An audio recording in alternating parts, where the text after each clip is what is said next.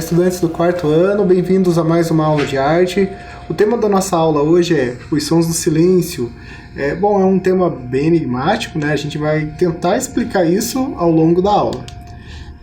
Aquele material de sempre, né? Algumas folhas de papel, lápis de escrever, lápis de cor se tiver e canetinha também, para fazer algumas anotações. Hoje eu vou pedir também que você encontre aí na sua casa 3 objetos. Vou pedir que não sejam objetos que possam quebrar, né, como objetos de vidro, por uma questão de segurança.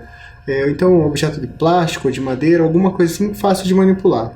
Lá no final a gente tem uma atividade que a gente vai usar esses 3 objetos. Vou dar um tempinho aqui para você se organizar com esse material.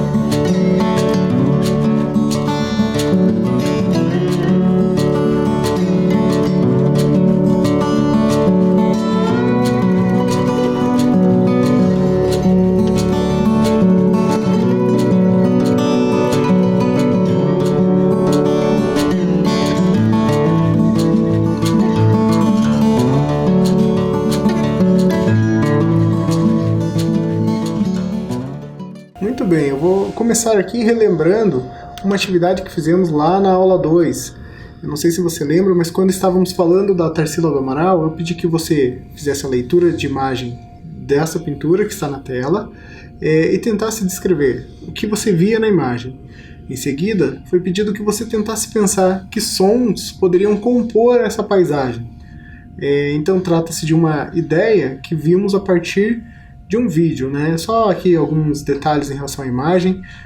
Trata-se de uma paisagem do interior paulista, né? Um lugar onde a Tarsila cresceu, e aí a gente pôde pensar que sons que compunham essa paisagem, né? Que sons estavam presentes ali. A ideia veio então a partir desse vídeo. Eu vou passar ele aqui novamente só para a gente relembrar. Vamos ver então. Vocês conhecem a Tarsila do Amaral? E vocês já ouviram falar de paisagem sonora, né? Essa atividade está cheia de conhecimento e agora, estão todos prontos para iniciar nossa viagem pelo mundo da música?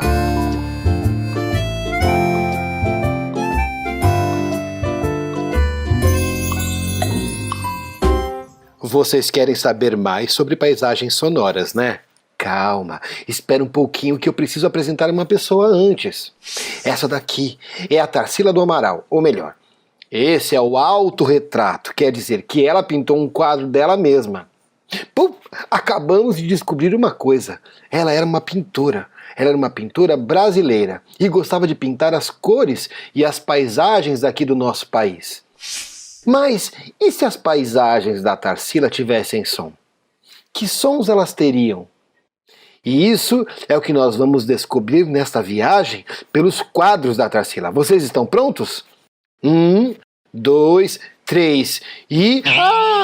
esqueci de uma coisa. Não vou embora não. Fiquem aqui que no final eu darei uma dica muito legal, tá bom? Agora sim, vamos lá.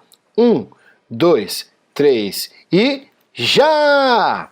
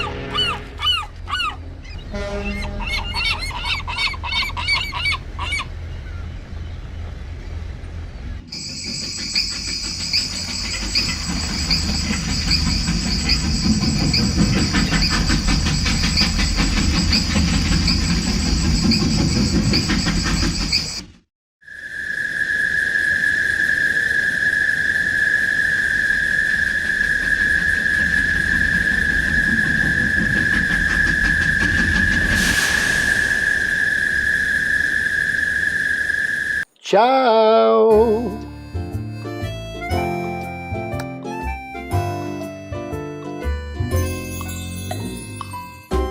Muito bem, então aqui o Leandro ele nos convida então a pensar como uma imagem pode suscitar essa paisagem sonora. Então o que é a paisagem sonora?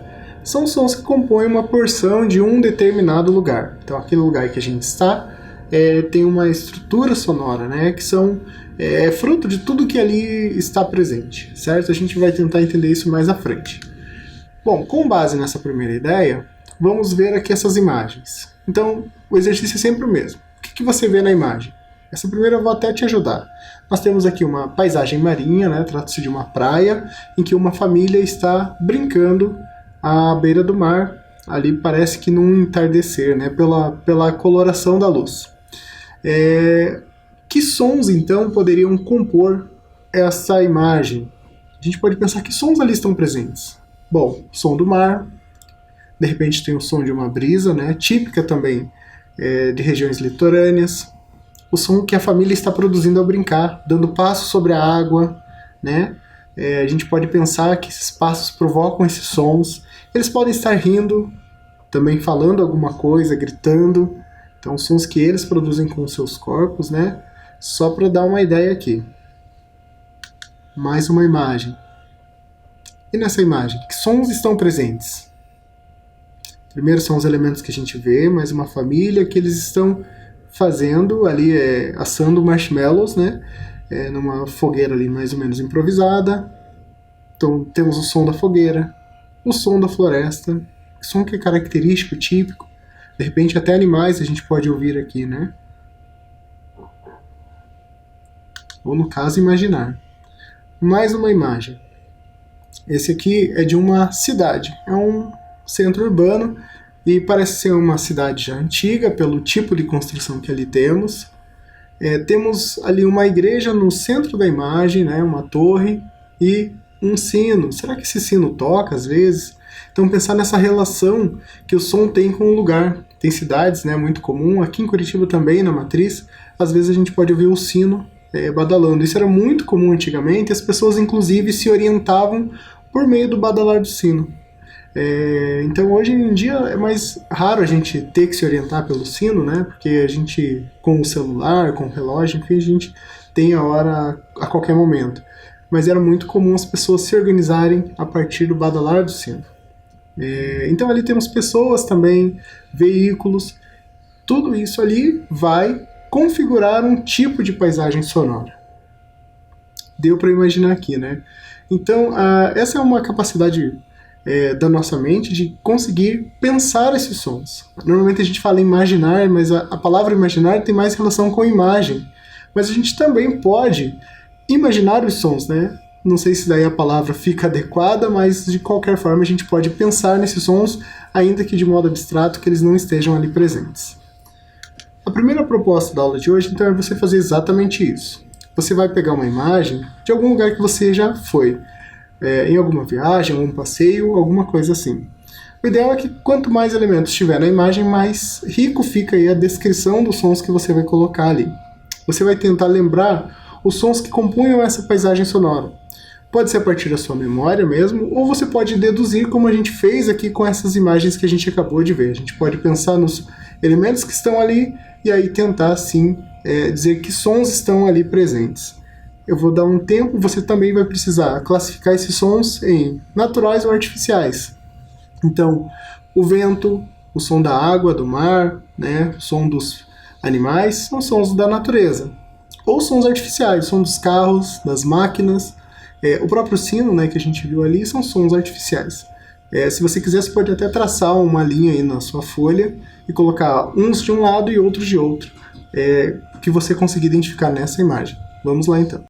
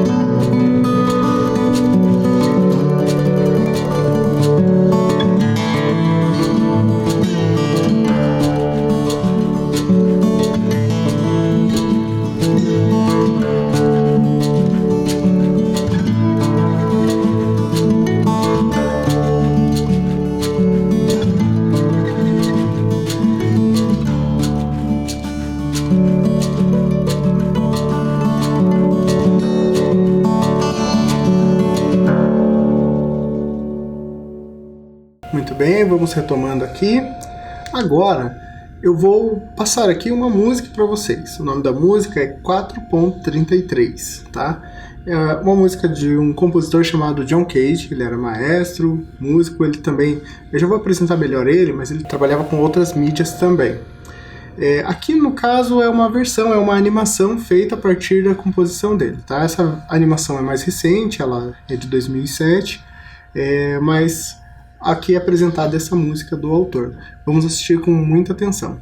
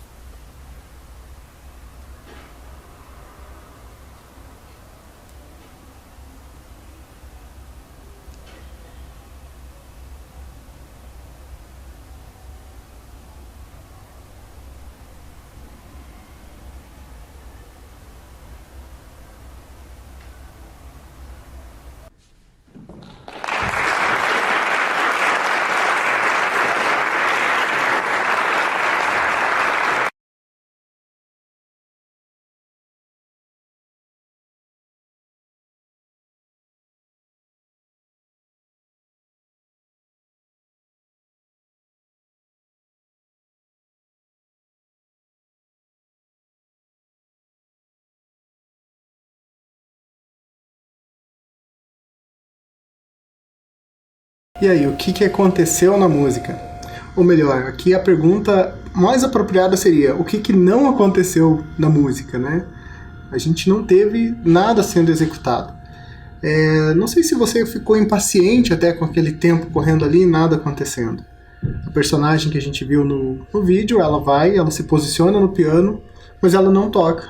E o tempo vai passando. É justamente disso que a música trata. A música foi composta em 1952, como eu disse, pelo John Cage. A música, na verdade, aqui é dividida em 3 partes, né? Parte 1, parte 2, parte 3, conforme a gente vê ali naquela partitura. Então aquela partitura ali foi datilografada, né? E ali tem os movimentos. Bom, o John Cage definiu um tempo para cada uma das partes da música. Nós temos o primeiro tempo, que é de 33 segundos, o segundo, que é de 2 minutos e 40 segundos, e o último, que é de 1 minuto e 20 segundos. Muito bem, então cada tempo aqui é um tempo para esse silêncio que o autor coloca, porque a música não foi executada, né? Então o John Cage ele faz uma composição usando apenas o silêncio. Na música, a pausa é equivalente aos sons, elas têm os mesmos valores. Então o mesmo valor que tem um determinado som, o silêncio também tem. Aqui está o autor, o John Cage, para entender um pouquinho dessa composição, e aí a gente pensa, nossa, mas que coisa sem sentido fazer uma música que só tem silêncio e não tem nenhum som. Muitos colegas, inclusive, questionaram o John Cage, né, com esse tipo de composição, falando, nossa, o que você está fazendo com sua carreira? Isso vai virar uma piada e coisas do tipo. Mas a gente, para entender essa proposta dele, a gente precisa voltar um pouquinho. O John Cage, então, ele trabalha com a música experimental já desde a década de 40, né? Ele também era artista visual, ele participava de um movimento chamado Happening, que se assemelha à performance, né? Então é um momento na arte que você se prepara para que algo aconteça e às vezes você cria uma expectativa. Então é quase que uma música performática aquela ali que a gente viu. Bom, ele também está ligado à arte conceitual e participa de um grupo, de um coletivo chamado Fluxus. Por isso ele é um artista multimídia, né? E ele vai influenciar desde a música de vanguarda, ou seja, a música experimental, também a dança, também a música popular, ou a música pop, né? Então ele é um artista que acaba transitando por todos esses lugares por conta daquilo que ele vinha produzindo. Como eu falei, desde a década de 40, então ele já estava experimentando coisas, como o piano preparado. O que é o piano preparado? Vocês podem observar na imagem em que ele coloca ali objetos entre as cordas do piano. Então consistia em colocar essas peças que podem ser moedas, parafusos, colher e qualquer outra coisa, entre as cordas também no martelo e no abafador. Bem, como funciona o piano? Dentro do piano tem toda essa estrutura, né? A tecla vai acionar um mecanismo chamado martelo, que vai bater sobre uma corda. Por isso que é até difícil definir e classificar o piano em uma categoria apenas de instrumento. Ele é tanto um instrumento de teclas, quanto um instrumento percussivo, quanto um instrumento de cordas. A gente vai ver isso mais à frente também na classificação dos instrumentos. O fato é, ele colocava esses objetos entre as cordas e ele faz toda uma instrução de como isso deveria ser feito. É lógico que essa interferência no instrumento fazia com que ele tivesse um som único. E por mais que ele indicasse como ele fez isso, cada vez que alguém fosse preparar o piano, né, conforme as instruções dele, ainda assim o som seria outro. Então ele já estava numa incursão aqui na música aleatória, porque seria impossível executar ou se aproximar o máximo possível daquilo que ele já havia feito. Quando ele vai produzir essa música, em 1952, a 4 minutos e 33, ele faz essa versão para piano e ele apresenta aqui nesse lugar. Então ela foi executada pela primeira vez no verão pelo renomado pianista David Tudor, no Maverick Concert Hall em Woodstock, Nova York. Observe essa construção ali onde foi apresentada pela primeira vez a música. Trata-se de um espaço, né, semi-aberto, então temos todas aquelas aberturas ali onde fica o palco. Inclusive ele se projeta para a parte de fora do ambiente, tem alguns bancos ali. Então vejam, o que estava pensando o John Cage quando compôs aquela música. Ele não queria, na verdade, ou ele não entendia que o silêncio estaria presente o tempo todo. Na década de 40 também, ele já inclusive havia experimentado entrar num lugar totalmente isolado dos sons, uma câmara anecoica, e havia constatado que, onde nós estivermos, haverá som. Esse tipo de sala, esse tipo de construção, isola a quase zero todo tipo de som e ruído. Ele estava ali sentado e ele começa a perceber que ele está ouvindo a circulação sanguínea, os batimentos cardíacos, os sons de repente da sua barriga e aí por diante. E ele constata, é impossível o silêncio. Com essa ideia da impossibilidade do silêncio, ele compõe uma música feita pelo silêncio. Não é porque ele achou que seria possível ter o silêncio como a gente pensa, mas ele sabia que, principalmente para esse espaço aqui que ele havia pensado, não haveria silêncio algum, porque todo o ambiente, toda a paisagem sonora faria parte daquela composição. Então, cada vez que essa música, que é composta só de pausas, é executada, ela, na verdade, ela traz para si a paisagem sonora. Então, ela nunca será executada da mesma forma. Até porque, enquanto a gente fica ouvindo a paisagem sonora, os sons são totalmente aleatórios. As coisas vão acontecendo. E isso é impossível repetir, por mais que se quisesse. Agora a gente vai fazer o seguinte, eu vou passar novamente o vídeo aqui e a gente vai tentar captar a paisagem sonora do lugar que nós estamos nesse momento. A partir do momento que começar a contar ali o cronômetro em 0, você começa a notar todos os sons que compõem a sua paisagem sonora. Sons artificiais, sons naturais, dentro da sua casa, fora da sua casa, tudo aquilo que chamar a tua atenção você pode anotar durante esses 4 minutos e 33 segundos. Vamos fazer então.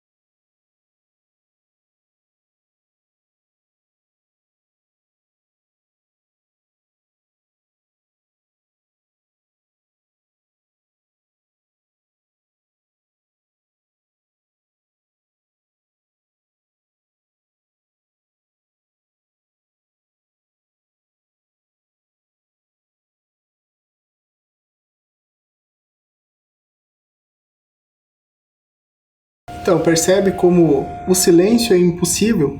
Então, a todo momento, por mais silêncio que a gente tente fazer, é impossível a gente obter o silêncio, né? Porque o que é o som? O som é a vibração do ar, provocada por todas as coisas que por aí estão. Então, quando você bate alguma coisa sobre uma superfície, quando você fala, tudo isso vai gerar ruídos, barulhos, sons, tá? É interessante a gente aqui pensar a partir desse exercício, né, da paisagem sonora, que a gente também pode perceber esses sons e começar a pensar na estrutura desses sons. Que sons se repetem com frequência? Que sons que incomodam? E que sons que são harmônicos, né? Sons que são agradáveis? Que sons que são fortes ou fracos? Todos esses adjetivos são possíveis quando a gente está pensando aqui essa ideia da paisagem sonora, dos sons e assim por diante. Aqui mesmo, na sala que eu estou, tem um barulhinho de uma máquina aqui que é constante, né? A gente, enquanto fazia o silêncio, a gente pode perceber. E isso, às vezes, a gente acaba nem percebendo, nem dando atenção e depois volta. É comum, né? Depende muito dessa seleção que a gente está fazendo no momento. Uma seleção auditiva, né? Para aquilo que a gente ouve, aquilo que a gente percebe ou aquilo que a gente não percebe. Então, por isso que o tema da aula era os sons do silêncio, porque é impossível a gente ter silêncio, né? O silêncio é uma abstração. A gente pode sim pensar no silêncio intencional, principalmente na música, como uma pausa. A gente pode não tocar um instrumento naquele determinado momento, aí sim a pausa, o silêncio, mas o silêncio já para esse campo, né? Para essa ideia geral do silêncio como a ausência total de som, isso não existe, tá bom? Falando também sobre os elementos do som, nós vamos ver aqui ao longo de algumas aulas esses elementos, tá? São 4 os elementos que nós vamos abordar: a altura, a duração, a intensidade e o timbre. Hoje, a ideia é pensar um pouquinho mais em relação ao timbre. O que é o timbre? É a característica que diferencia ou personaliza cada som. Muitas pessoas falam que o timbre é a cor do som. E a gente sabe que aquilo que caracteriza o vermelho é diferente daquilo que caracteriza o verde, ou o azul, ou o amarelo. Então, cada cor é própria, é característica de acordo com aquele matiz, né? Assim também funciona para o som. Cada som é específico daquela fonte. Então, essa é a identidade do som. A gente pode, inclusive, pensar nas notas, né, definidas, que se você executa uma nota com um instrumento de sopro metálico, é diferente daquela mesma nota no piano, né? Porque cada instrumento tem um timbre diferente. Lembra que lá no início da aula eu pedi que você, na sua casa, você selecionasse 3 objetos, tá? Então pode ser qualquer tipo de objeto. A partir desses objetos você vai explorar modos de produzir sons com eles, tá? Modo intencional de produzir sons aí. Então você pode pensar aqui percutindo sobre ele, ou seja, batendo sobre o objeto, ou batendo ele sobre uma superfície, o chão ou a mesa, né? Friccionando esse objeto com os dedos, ou passando um outro objeto nele, uma caneta, por exemplo, e aí por diante. Então você vai anotar que objeto que você escolheu e que sons ele produz. Se você conseguir também, colocar os adjetivos desse som, né? O som é mais amadeirado, ou ele é um som mais estridente, ele é um som metálico, ele é um som mais irritante, ou ele é um som mais agradável, e assim por diante. Então, esse momento que eu vou deixar aqui é para você explorar o modo de produzir som com esses 3 objetos. Vamos lá então.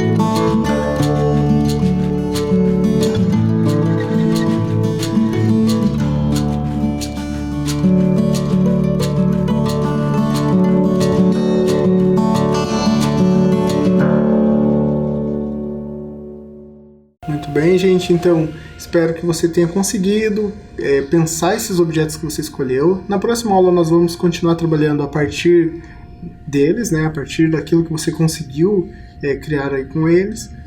Por hoje, então, é isso e até logo.